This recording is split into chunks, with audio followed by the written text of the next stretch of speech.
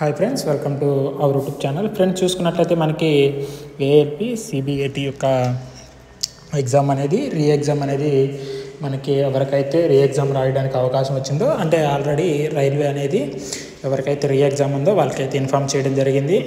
వీళ్ళందరికీ కూడా మనకి ఈ నెల ఆగస్ట్ నెల మ్యాక్సిమం 25వ తారీఖు అయితే ఎగ్జామ్ ఉంటున్నట్టుగా మనకైతే ఇన్ఫర్మేషన్ అనేది అందడం జరిగింది. కాబట్టి ఈ యొక్క ఆగస్ట్ నెల 25వ తారీఖు ఎవరికైతే రీ ఎగ్జామ్ యొక్క ఛాన్స్ వచ్చిందో ప్రతి ఒక్కరు కూడా ఈ యొక్క రీ ఎగ్జామ్ అనేది కండక్ట్ చేయడం జరుగుతుంది. మిగతా వాళ్ళకి మ్యాక్సిమం అయితే ఎగ్జామ్ అయితే ఉండకపోవచ్చు.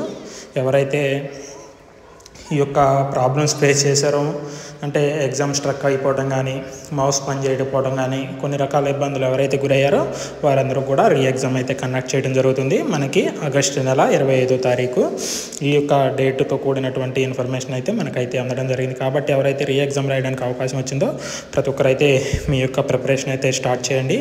అదేవిధంగా రీ ఎగ్జామ్ లేనటువంటి వాళ్ళకి మ్యాక్సిమం వీళ్ళందరికీ ఈ యొక్క రీ ఎగ్జామ్ అయిపోయిన తర్వాత మనకి next month maximum September month మిడ్లోపు మనకైతే కంపల్సరీగా రిజల్ట్స్ అయితే రావడం జరుగుతుంది. చాలామంది కూడా అడగడం జరుగుతుంది, సిబిఐటి యొక్క ఆన్సర్ కీ ఇస్తారని. ఆన్సర్ కీ అయితే ఎవరు డైరెక్ట్ సెలెక్ట్ అయినటువంటి వాళ్ళు, డైరెక్ట్ ఎవరైతే క్వాలిఫై అయ్యారో వాళ్ళ యొక్క లిస్ట్ అయితే ఇవ్వడం జరుగుతుంది. కాబట్టి ఆన్సర్ కీ అయితే రాదు. ఎవరైతే సెలెక్ట్ అయ్యారో ఆ లిస్ట్ అయితే రావడం జరుగుతుంది. మనకి సెప్టెంబర్లో అయితే దీనికి సంబంధించినటువంటి ఫుల్ రిజల్ట్స్ అయితే ఏఎల్పి సిబిఐటి యొక్క రిజల్ట్స్ రావడం జరుగుతుంది.